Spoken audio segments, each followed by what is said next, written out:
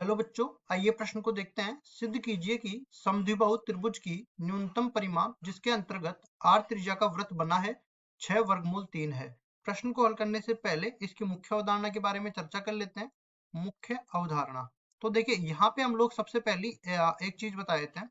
जैसे मान लो कि कोई भी त्रिभुज इस तरह से मैंने बनाया और इस त्रिभुज पे त्रिभुज के अंदर एक कोई वृत्त बना हुआ है जिसको अंतःवृत्त भी कहते हैं। अब अंतःवृत्त का जो केंद्र होगा उसको अंतः केंद्र कहेंगे। और देखो जो अंतः केंद्र होता है वो त्रिभुज के लंब समद्विभाजकों का प्रतिच्छेद बिंदु होता है। मतलब इस तरह से अपने पास आता है और ये अपने पास इस तरह से कटता है और ये मान लो ये अपने पास हो गया अंतः केंद्र। तो ये तो अपने पास आ गई अंतः त्रिज्या जिसको r से निरूपित कर देते हैं। और इसी तरह ये वाली भी r से निरूपित होगी, ये वाली भी अपना r से निरूपित होगी। उसके बाद में देखो यहाँ पे एक चीज और, ये लंब समद्विभाजक है, मतलब ये 90 डिग्री का कोण बनाएगा। इसी तरह यहाँ पे भी 90 डिग्री का है और यहाँ पे भी 90 डिग्री का। और इस तरफ से भी देख सकते हो कि ये वृत्त की स्पर्श रेखा है, तो स्पर्श रेखा और त्रिज्या एक दूसरे के लंबवत होती है। ठीक है, अब उसके बाद देखो हम लोग क्या कर लेते हैं। इस त्रिभुज को मैं एबीसी नाम दे देता हूँ। इस त्रिभुज को मैं एबीसी नाम दे देता हूँ। और यहाँ पे अगर मेरे को ये ए बी, बी सी और ए सी ये तीनों भुजाएं मिल जाए आर के रूप में, तो मैं कहूंगा कि इसका मैं देखो न्यूनतम मान ज्ञात करना है, तो अवकलज के अनुप्रयोग लगा दूंगा। और अवकलज के अनुप्रयोगों में क्या होगा, जैसे मान लो कि y बराबर में एफ एक्स कोई फलन दे रखा है, इसका न्यूनतम या अधिकतम मान ज्ञात करना है, तो इसका करना पड़ेगा अवकलन dy बटा dx या एफ डेस एक्स बोल सकते हैं इसको। इसके क्रांतिक बिंदु निकालने पड़ेंगे एफ डेस एक्स बराबर 0 करने पर। मान लो कि दो क्रांतिक बिंदु मिल गए x1 और x2 के बराबर। अब उसके बाद क्या करेंगे, इसका एक बार और कौन करेंगे, f डबल डेस x के बराबर आ गया। और इसमें जब मैं मान लेता हूं कि f डबल डेस x1 निकालता हूं तो ये 0 से बड़ा जाता है। तो x बराबर में x1 जो है अपना निम्नतम का बिंदु है। निम्नतम निम्नतम का बिंदु। इसी तरह दूसरे वाले पे भी देख लेते हैं हम लोग।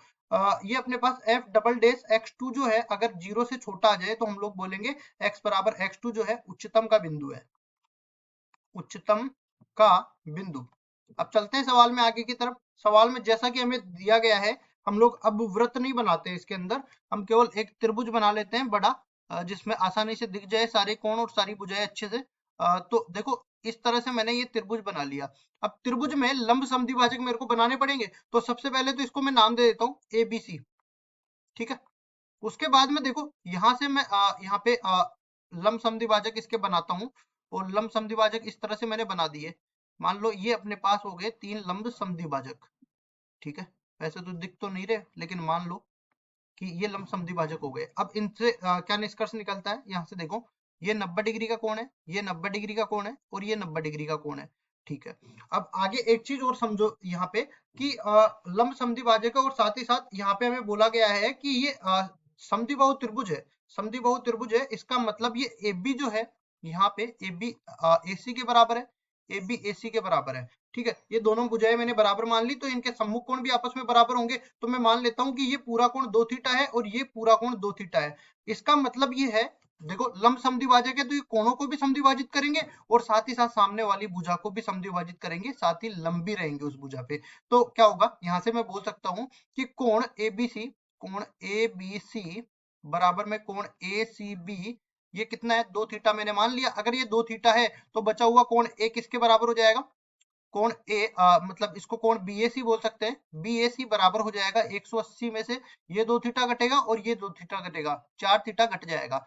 अब देखिए यहाँ पे क्या बनेगा, लंब समद्विभाजक है तो मैं बोलूंगा इस तरह, यहाँ पे ये डी आ जाएगा, ये ई आ जाएगा और ये एफ आ जाएगा। ठीक है, तो अब देखो अगर ये लंब समद्विभाजक है तो यहीं पे मैं बना देता हूँ, ये वाला कोण जो है अपने थीटा बन जाएगा, ये वाला कोण थीटा बन जाएगा, ये वाला कोण भी थीटा बन जाएगा, ये वाला कोण भी थीटा बन जाएगा। उसके बाद में देखिए यहाँ पे मैं इस तरह से भी बता देता हूँ, ये दोनों भुजाएं बराबर है आपस में। और उसके बाद ये वाला कोण इसका आधा, देखो पूरा कोण कितना है 180 माइनस 4 थीटा, तो आधा कितना हो जाएगा 90 माइनस में 2 थीटा। इसी तरह ये वाला कोण भी कितना हो जाएगा 90 माइनस में 2 थीटा बन जाएगा।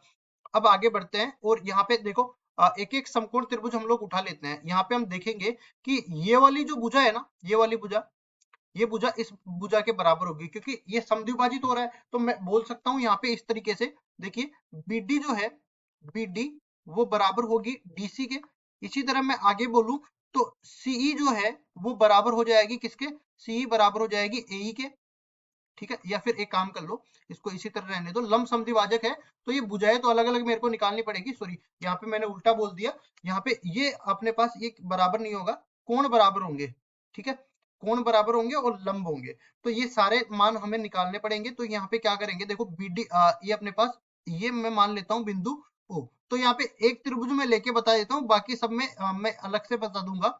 ये देखो, ये ओ बिंदु है, ये डी बिंदु है और ये बी बिंदु है, ये वाला कोण अपना थीटा है, ये वाला कोण 90 डिग्री है और ये वाली जो भुजा है वो आर के बराबर है।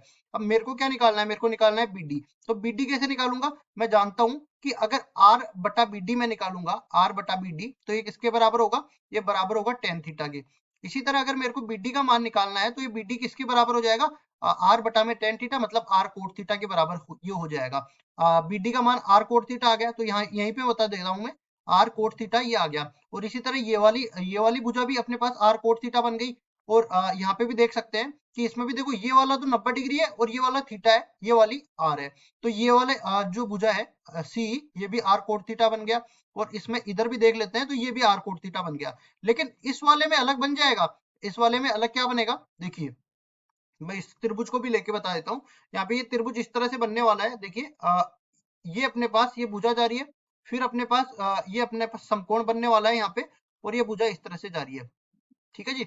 अब 90 डिग्री वाला, 90 डिग्री माइनस में 2 थीटा, ये वाला कोण है, ये अपने पास थीटा है, और सॉरी ये 90 डिग्री है, और ये वाली जो भुजा है वो आर के बराबर है। और हमें कौन सी चाहिए, हमें तो ये वाली चाहिए, ठीक है, ये वाली चाहिए हमें। तो इसमें देख लेते हैं, आर बटा में ये कितना है, एफ यहाँ पे है और ए यहाँ पे है, आर बटा में ए एफ बराबर हो जाएगा, बराबर में 10, 90 माइनस में 2 थीटा के बराबर ये बन जाएगा।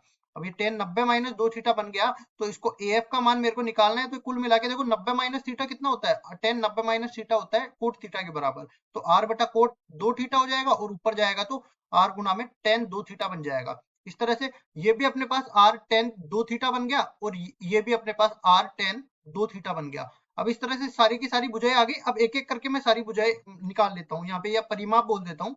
देखो मैं बोल देता हूँ त्रिभुज एबीसी का परिमाप, त्रिभुज एबीसी का परिमाप ये किसके बराबर आएगा, ये देख लेते हैं। एक देखो अपने पास आर टेन थीटा, इस भुजा को मैं ले लेता हूँ सबसे पहले, ए बी भुजा को, ए बी भुजा में आर टेन 2 थीटा और आर कोट थीटा है, तो यहाँ पे लिखेंगे पहले तो A B plus B C plus A C के बराबर ही आ जाएगा। ए बी भुजा में अपने पास आर टेन 2 थीटा भी आ रहा है और आर कोट थीटा भी आ रहा है, आर कोट थीटा भी आ रहा है। अब उसके बाद आगे बढ़ते हैं, और ये अपने पास ये जो बीसी भुजा है इसमें R cot theta plus R cot theta आ रहा है, तो इसको भी लिखते हैं R cot theta plus R cot theta, ये आ रहा है। और आगे बढ़ते हैं, तो इसमें आगे वाली भुजा में देखो आर कोट थीटा और आर टेन 2 थीटा आ रहा है, तो इसको भी लिखते हैं R cot theta plus R tan 2 theta आ रहा है। ये सारा बन गया। अब इसको सही से लिख देते हैं, देखो ये तो 4 बार है आर कोट थीटा, तो इसको लिखेंगे 4 आर कोट थीटा, और इसी तरह ये कितना है 2 आर टेन 2 थीटा, इसके बराबर बन गया। ये अपना त्रिभुज का जो परिमाप है, इसको मैं मान लेता हूँ इस तरह से, इसको पूरे को मैं परिमाप को डी के बराबर, ये डी के बराबर नहीं, इस परिमाप को मैं पी के बराबर मान लेता हूँ इस तरीके से। ये अपना पी के बराबर आ गया, मतलब ये फलन आ गया, और इस फलन का अब हमें ज्ञात करना है कितना, ये हमें ज्ञात करना है न्यूनतम मान। तो न्यूनतम मान ज्ञात करने के लिए इसका अवकलन करना पड़ेगा, तो यहाँ से करेंगे डीपी बटा में डी थीटा, थीटा के सापेक्ष करेंगे क्योंकि आर तो एक अचर है पहले से दे रखा है। तो ये अपने पास क्या बन जाएगा, 4 आर तो बाहर रहेगा, कोट थीटा का हो जाएगा माइनस में कोसेक स्क्वायर थीटा, माइनस में कोसेक स्क्वायर थीटा, और इसी तरह यहाँ पे कितना बनने वाला है, ये अपने पास प्लस का 2 आर और टेन 2 थीटा का बन जाएगा सेक स्क्वायर 2 थीटा, और 2 थीटा का कितना बन जाएगा 2 के बराबर। कुल मिला के ये अपने पास अगर 4 आर उबेनिश ले लूं मैं, तो अंदर क्या बनने वाला है, ये अपने पास बन जाएगा सेक स्क्वायर 2 थीटा माइनस में कोसेक स्क्वायर थीटा के बराबर ये बन जाएगा। अब इसके बाद में देखो हम क्या करते हैं, डीपी बटा डी थीटा को 0 के बराबर रखते हैं और क्रांतिक बिंदु निकाल लेते हैं। डीपी बटा डी थीटा 0 के बराबर होगा, तो यहाँ से क्या बन जाएगा, इसको मैं समीकरण नंबर 1 मान के चलता हूँ। ये जब 0 के बराबर होगा, तो ये तो 0 के बराबर हो नहीं सकता 4 आर तो कुल मिला के मेरे को बराबर sec square theta, sec square 2 theta minus में कोसेक स्क्वायर थीटा को 0 के बराबर करना पड़ेगा। अब इसी तरह देखो यहाँ से अपने पास सेक स्क्वायर 2 थीटा जो है वो बराबर हो जाएगा कोसेक स्क्वायर थीटा के, ठीक है, इनका उल्टा भी सत्य होगा, मतलब 1/में कोस स्क्वायर 2 थीटा बराबर 1/में साइन स्क्वायर थीटा, तो इसका उल्टा भी सत्य है। तो ये अपने पास क्या बन जाएगा, थीटा का मान 0 नहीं लेना, ठीक है, और थीटा का मान पाई/2 नहीं लेना। और सारा मैं मान ले सकता हूँ त्रिभुज को देखते हुए, क्योंकि अगर मैं थीटा का मान देखो यहाँ पे 90 डिग्री ले लेता हूँ तो 2 थीटा 180 हो गया, लेकिन त्रिभुज के तीनों कोणों का योग 180 होता है। ठीक है, इसी तरह थीटा का मान 0 भी नहीं ले सकता। तो यहाँ पे आगे बढ़ेंगे तो कोस स्क्वायर 2 थीटा जो है वो बराबर हो जाएगा किसके, ये बराबर हो जाएगा साइन स्क्वायर थीटा के, साइन स्क्वायर थीटा के बराबर हो जाएगा। अब देखिए आगे, कोस 2 थीटा का सूत्र यहाँ पे लिख देता हूं मैं, ये 2 साइन स्क्वायर 2 थीटा, देखो यहाँ पे क्या बन जाएगा, ये बन जाएगा 2 साइन स्क्वायर थीटा माइनस में 1 इस पूरे का वर्ग बराबर में साइन स्क्वायर थीटा, इस तरह से ये बन जाएगा। आगे इसको हल करते हैं तो यहाँ पे सर्व समीकरण लगेगी और ये बन जाएगा 4 साइन थीटा की घात 4 माइनस में 4 साइन स्क्वायर थीटा और प्लस में 1, और ये देखो साइन स्क्वायर थीटा भी इधर आ जाएगा, तो साइन स्क्वायर थीटा को भी इधर ले आया, बराबर 0 हो जाएगा। इन दोनों में से 4 साइन स्क्वायर थीटा उबनिश ले लेता हूं, तो अंदर क्या बच जाएगा, यहाँ से बच जाएगा साइन स्क्वायर थीटा माइनस में 1। और इसी तरह यहाँ पे इन दोनों में से मैं माइनस का उबनिश -1 उबनिश ले लेता हूँ, तो क्या बन जाएगा साइन स्क्वायर थीटा -1। अब ये बराबर हो जाएगा 0 के, साइन स्क्वायर थीटा -1 दोनों में से मैंने उबनिश ले लिया, तो अंदर क्या बच गया 4 साइन स्क्वायर थीटा माइनस में 1 बराबर हो जाएगा 0 के। अब देखो यहाँ से अगर साइन स्क्वायर थीटा का मान 1 के बराबर होता है तो थीटा का मान पाई/2 होगा, जो कि सत्य नहीं है। ठीक है, क्योंकि 2 थीटा का मान 180 हो जाएगा, तो ये मान तो हमें नहीं लेना। दूसरा, अगर 4 साइन स्क्वायर थीटा माइनस में 1 बराबर 0, तो यहाँ पे देखो बराबर 1 कर दिया, तो यहाँ से साइन स्क्वायर थीटा का मान कितना मिल जाएगा 1/4 के बराबर, तो थीटा का मान कितना मिल जाएगा साइन थीटा, इसका वर्गमूल ले लेते हैं, तो यहाँ से देखो सारा मान हम न्यूनकोण में लेके चलते हैं, क्योंकि 2 थीटा जो है, अगर ये 2 थीटा न्यूनकोण होगा तभी अपने पास काम चलने वाला है। तो यहाँ पे देखो इसको ये 90 डिग्री से हमेशा छोटा ही आने वाला है थीटा, तो यहाँ पे क्या बनेगा, देखो यहाँ पे मैं फिर से बता देता हूँ ये 90 डिग्री से छोटा क्यों आएगा। देखो 2 थीटा जो है वो 180 डिग्री से छोटा आना चाहिए, तो थीटा जो है ये 90 डिग्री से छोटा आना चाहिए, तो न्यूनकोण आने वाला है, ये न्यूनकोण आएगा तो ये 1/2 के बराबर हो जाएगा, और थीटा का मान कितना मिल जाएगा पाई/6 या 30 डिग्री के बराबर ये मिल जाएगा। थीटा का मान 30 डिग्री मेरे को मिल गया, तो यहाँ से क्या करेंगे, अब जो बचा हुआ है dp बटा में d थीटा, इसका कर देंगे फिर से अवकलन, तो ये अपने पास क्या बन जाएगा dp बटा में d थीटा, ये लिख देते हैं पहले तो, ये 4r गुणा में अंदर क्या है, अंदर दे रखा है sec square 2 theta, sec square 2 theta minus में कोसेक स्क्वायर थीटा के बराबर ये दे रखा है, इसका अवकलन करेंगे तो ये बन जाएगा dp d2p बटा में d थीटा 2, तो ये बराबर हो जाएगा 4r तो बाहर है ही, और ये बन जाएगा अपने पास 2 सेक 2 थीटा। अब देखो सेक 2 थीटा का भी करना पड़ेगा, तो ये बन जाएगा सेक 2 थीटा कोस 2 थीटा, सेक 2 थीटा टेन 2 थीटा सॉरी, और यहाँ पे देखो 2 थीटा कितना हो जाएगा 2 के बराबर, तो इसके बाद इसका करेंगे तो ये बन जाएगा 2 कोसेक इसका 2 कोसेक थीटा, और देखो कोसेक थीटा का भी करना पड़ेगा, तो माइनस में कोसेक थीटा कोट थीटा, तो माइनस माइनस प्लस हो जाएगा, और ये बन जाएगा कोसेक थीटा कोट थीटा के बराबर।